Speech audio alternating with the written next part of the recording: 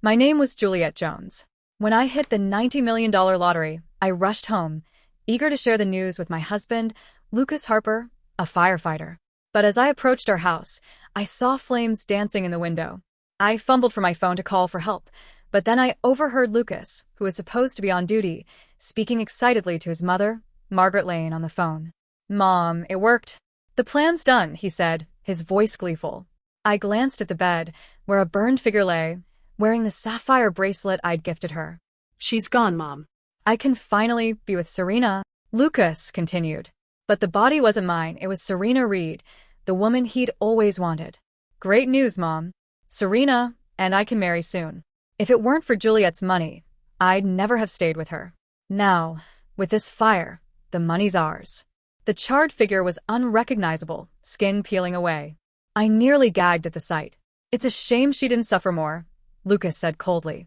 "If she'd been awake, it would have been better. Serena's been by my side for years, waiting. Only Juliet's pain could satisfy me." Serena, our neighbor, claimed to be Lucas's old school friend. She often visited, sometimes sneaking into our room to try on my clothes or the jewelry Lucas gave me. When I complained, he called me jealous and even installed a fingerprint lock on our door, adding Serena's print to it. I once felt foolish for suspecting them, but now I saw Lucas had been unfaithful all along, playing me for a fool.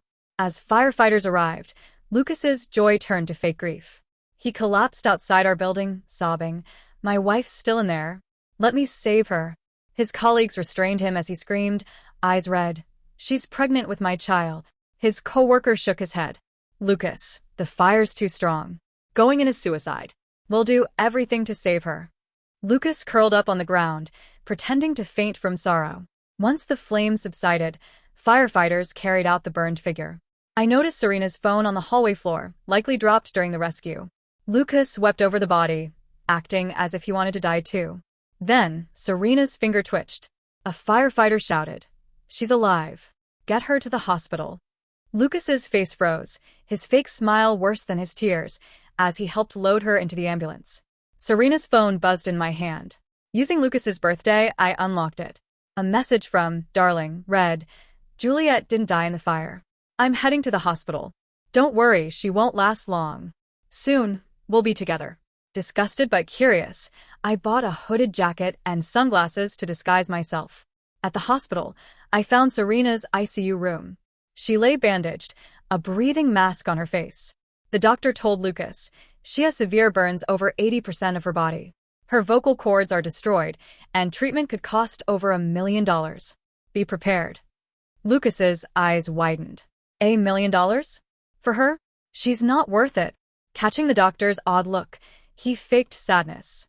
"I'm just a firefighter. I can't afford that. My poor wife." The doctor sighed. "Decide soon." "She's pregnant." After the doctor left, Lucas struck Serena's face, nearly dislodging her mask. "You think I'd spend $1 million to save you? Dream on." The monitor spiked. Serena was awake. Her eyes opened, filled with pain, as she tried to move, but was trapped by bandages. Tears rolled down her face as she whimpered. Lucas pressed her burned arm, yellow fluid seeping through. She cried out, but he only hit her harder, laughing cruelly. He removed her mask, letting her gasp for air, then replaced it, repeating the torture. Serena's eyes begged for mercy, glancing at her slightly swollen belly. Lucas noticed placing a hand there. "I know you're pregnant. It's a girl," the doctor said. "You're not going to make it, so take your useless daughter with you." His gaze softened briefly. "Juliet's carrying my son. I won't make them wait. You got in the way, Serena. Even if you survive, you're useless. I'll divorce Juliet and marry you if you die. That's your fault." Under Serena's terrified stare, Lucas pressed her belly harder, each push more brutal. She gasped, struggling to speak, but fainted as blood pooled beneath her. The monitor blared. Panicked, Lucas hit the nurse's call button. "She's bleeding. Help." Serena was rushed back to surgery. I fled to the stairwell, retching. Lucas was monstrous, sparing neither Serena nor their child. If I'd been in that bed, what would he have done? By afternoon, Serena was back in her room. Lucas sat inside, his face dark. I sat outside, hidden, reflecting on our 10 years together. Serena's brief presence had outshone my devotion. Was I worthless because I loved him? As I sat lost in thought, Lucas's mother, Margaret, brushed past me, entering the room. She glanced back, eyeing me suspiciously. A chill ran through me. Had my disguise failed, and Margaret recognized me?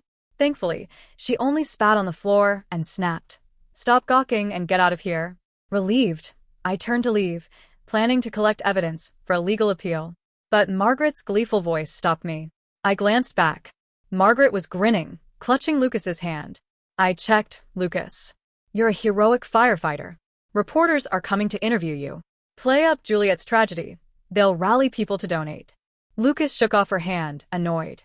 "What, so I'm a beggar now? How much can those live stream viewers give? They're not rich." Margaret raised a finger. "At least $1 million. That's enough for a down payment on a house for my grandson." Lucas's eyes gleamed with greed. "$1 million? Really?" "Absolutely," Margaret said. "That's a conservative estimate. Their scheming in the hospital room left me heartbroken. They wouldn't stop until they'd milked every cent from my supposed death." Margaret, blinded by greed, added, "Juliet's foolish father left her a fortune, too. We could get a new car." Lucas chimed in, "And we got that insurance policy on her. We'll cash in big." My fists clenched outside the room. If I were the one on that hospital bed, hearing my husband and his mother plot to profit off my pain, I'd feel worse than dead. I pocketed my recording device and was about to leave when reporters stormed into the room with cameras. Lucas, disheveled and red-eyed, slumped on the floor, the picture of despair. The lead reporter thrust a microphone at him. "Investigations suggest the fire started due to poor safety measures, flammable clutter in the stairwell." Lucas sobbed, covering his face. "I was on duty elsewhere. By the time I got home, my wife was—" He broke down. The camera panned to Serena on the bed. Lucas continued, "I'm just a firefighter with a small salary. I can't afford her medical bills, and she's carrying my child." A reporter stepped forward, indignant. "The insurance company must compensate you. You're a hero who risks his life for others. Your family deserves protection." Margaret seized the moment, flopping dramatically to the floor. "Poor Juliet. They owe us at least $1 million. Onlookers murmured, "$1 million's too much." The homeowner's partly to blame for the stairwell mess. The insurance won't cover it all. Lucas glared at them, eyes blazing. "So Juliet deserves to suffer? We've been married 3 years, and I haven't given her the life she deserves. Our child isn't even born yet." The reporters captured every moment, painting Lucas as a devoted husband and brave firefighter. Online, viewers were touched, donating generously. Within 15 minutes, donations hit $350,000. Lucas's shock turned to enthusiasm, his act intensifying. Margaret stopped her fake tears, beaming as she thanked donors. Unable to stomach their performance, I turned to leave with my recording. But Margaret lunged, grabbing my coat and yanking off my sunglasses. "You sneaky rat. I know you." I stumbled back, dodging Margaret's grasp. Lucas pulled her away, irritated. "Mom, the cameras are rolling. What are you doing?" Margaret glared at me, spitting venomously. "She's been spying on us. She'll ruin our chance at the money. My death was just a payday for them." I smirked, removing my hood to reveal my face. Lucas's annoyance turned to shock, his finger trembling as he pointed. "How are you here? You were supposed to be dead." Margaret's ferocity faded, replaced by disbelief. "You're alive? Then who's on the bed?" She shoved me against the wall, snarling. "Why aren't you dead? You've cost us $1 million in insurance." Pain shot through my back as it hit the wall. "Sorry to ruin your plans," I said coldly. Lucas gripped my shoulders. "I don't know how you pulled this off, but don't think you can win me back by faking your death. I love Serena. We're done, dead or not." Margaret blocked him, her face twisted with rage. "What about the $1 million? Their lack of joy at my survival stung, despite my expectations. They'd rather I died for their payout." Reporters, who'd been filming Serena's tragic state and Lucas's loyalty, overheard us and rushed over. "Isn't that the injured wife? She looks fine." "If she's here, who's on the bed?" another asked. Before Lucas or Margaret could respond, an irate insurance adjuster stormed in, pointing at Margaret. "The insured is standing right here, perfectly fine. Are you trying to pull off fraud with a stunt? Demanding $1 million? You're delusional." Margaret bristled, nearly spitting at him. "Don't lie. That's Juliet on the bed. You owe us $1 million. The adjuster, almost amused, pulled documents from his briefcase and showed them to the reporters. Here's the insurance policy. The insured is Juliet Jones. This is her photo, and that's her, right there. I stepped forward with a calm smile and extended my hand to the insurance adjuster. I'm sorry for the confusion. I was at the store this morning and missed the fire. I had no idea what Lucas and his mother were planning. The adjuster shook my hand eagerly, relief evident. Thank you, Ms. Jones. You've saved our company from a massive loss. We're truly grateful. The reporters buzzed with confusion. Wait, so the woman in the bed isn't Lucas's wife? Why was he crying so convincingly for someone else? Another chimed in. He didn't even recognize his own wife and played the devoted husband. What a fraud. The reporters closed in, shoving microphones toward Lucas. He glared at me with venom, as if I were his greatest enemy, but he was powerless. Instead of answering, he pushed the reporters out of the room and pointed at me, his voice low and threatening. Juliet, don't think you can fool me. Serena's the only one I love. You're nothing compared to her. I smirked, glancing at Serena on the bed. Lucas, since that's not me, don't you wonder who it is? He scoffed. What? You hired someone to play dead? How much did you pay to stage this for my attention? It won't work. This marriage is over. Margaret, still fixated on the lost payout, clutched Lucas's arm, shouting, You can't divorce. What about the money? Lucas brushed her off, irritated. Mom, I have to. Serena's pregnant with my son. I won't make her wait any longer. I nearly laughed. This marriage was done, and I'd ensure Lucas never touched a dime of my $90 million. You've been waiting for Serena, but she hasn't shown up. Doesn't that seem odd? Lucas frowned, dismissing me. She's resting at home. Leave her alone. With a chuckle, I tossed Serena's phone onto the bedside table. I found this downstairs when they carried her out. You know Serena loved sneaking into our room, wearing my clothes and jewelry. You even gave her access with the fingerprint lock. Besides you, me, and Margaret, only Serena could enter our home. So, who's on that bed? Lucas's face paled as he grabbed the phone, its scorched case confirming it came from the fire. He stared at Serena, murmuring, No, it can't be her. Margaret lunged at me, slapping my face. You jealous wretch. How dare you curse my grandson? You've been married to Lucas for years and couldn't give him a child. You have no right to talk. I grabbed her wrist, shoving her against the wall. Lucas doesn't deserve my children. He crushed the baby in Serena's belly himself. You think she'll give you a grandson now? Pray she survives, or Lucas will have blood on his hands.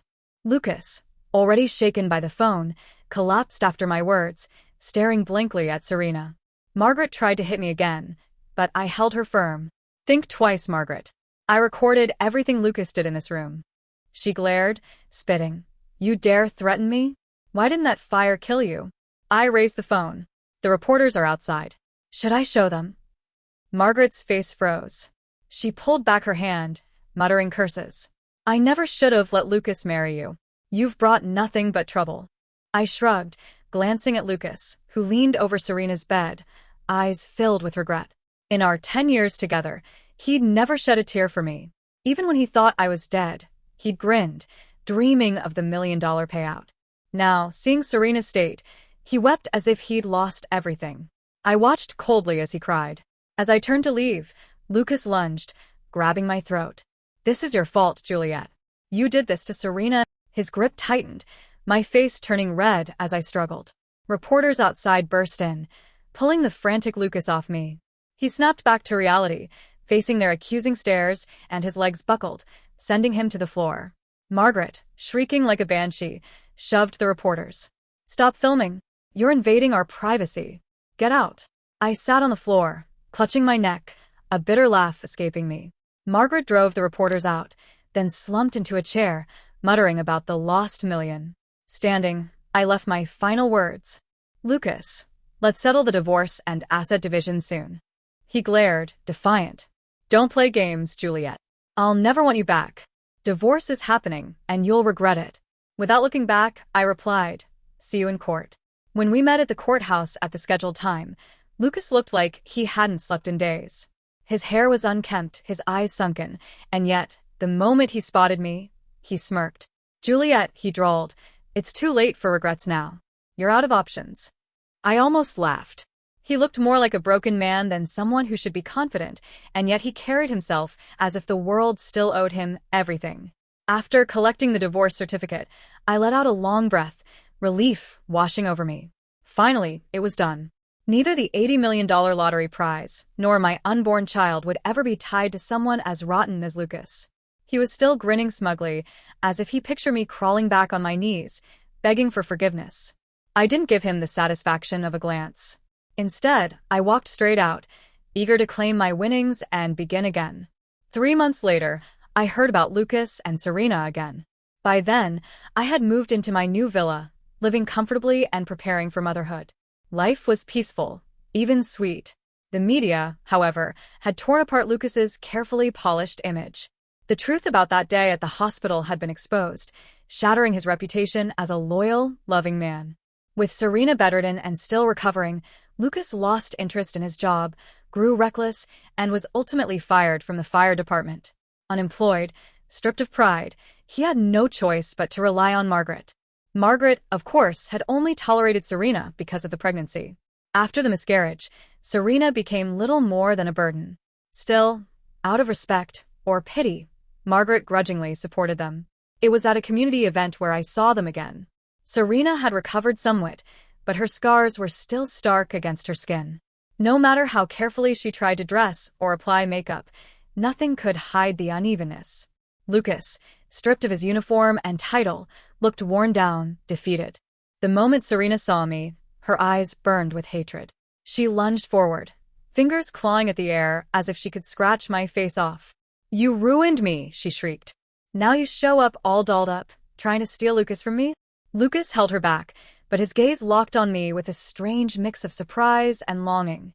"Juliet," he said with that arrogant tilt of his chin, "you just can't let me go, can you? Showing up here like this." I rolled my eyes. Following you? Don't flatter yourself. I'm just curious. This is a homeowner's event. How did you even get in? Your name's not on the property list, is it?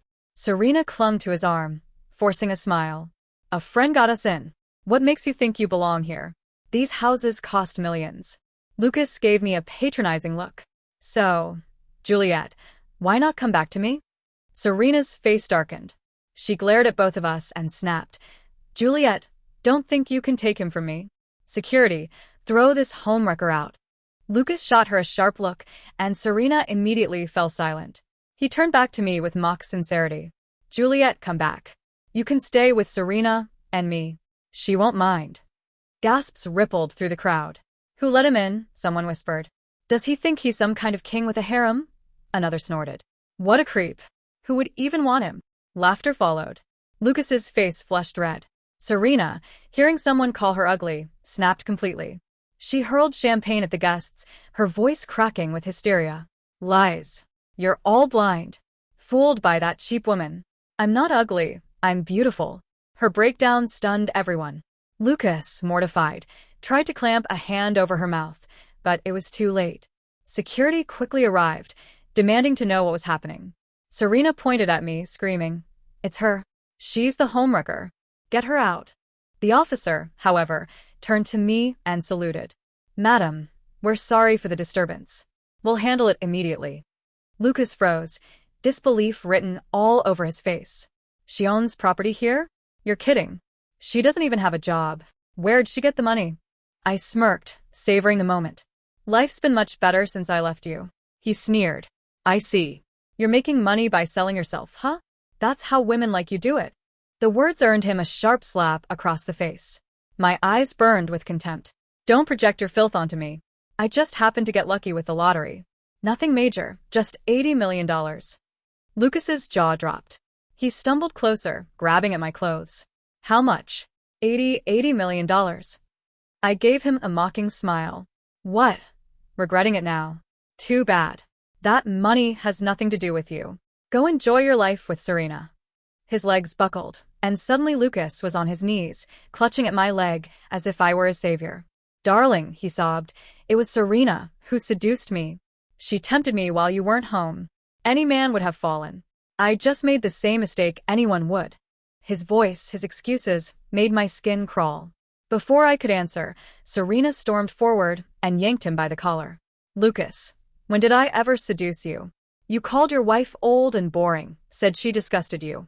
You swore I was 1,000 times better, that you divorce her and make me a queen. Her words struck like a whip. Lucas, caught, slapped her hard across the face. You're lying. You came to me. But the guilt in his eyes betrayed him, and the crowd could see it. Serena collapsed to the ground, clutching her cheek, tears of rage streaming down. Lucas, she choked out, I was such a fool to trust you. The murmurs of the homeowners rose into sharp accusations. Who let these two in? Why wasn't this reported? The property manager stepped forward, embarrassed and furious. He slapped Lucas across the face. I gave you a chance because you claim to have experience. And this is how you repay us? Harassing our homeowners? You're fired. I'd had enough. Escort them out, I told security, my voice cold. As Lucas was dragged away, he still shouted my name, still professed his so-called love. My stomach churned with disgust. Later, I learned their fate through a legal TV program. Lucas, humiliated, turned his violence on Serena. She, tired of his abuse, snapped one night. Calm as ever, she reached for a kitchen knife while he slept and ended his life. She was sentenced to death. I switched off the TV, walked into my kitchen, and blended myself a fruit smoothie. Those two, and the chaos they brought with them, were nothing but ghosts of a past life I had no intention of revisiting. My future was mine alone, and I was ready to embrace it.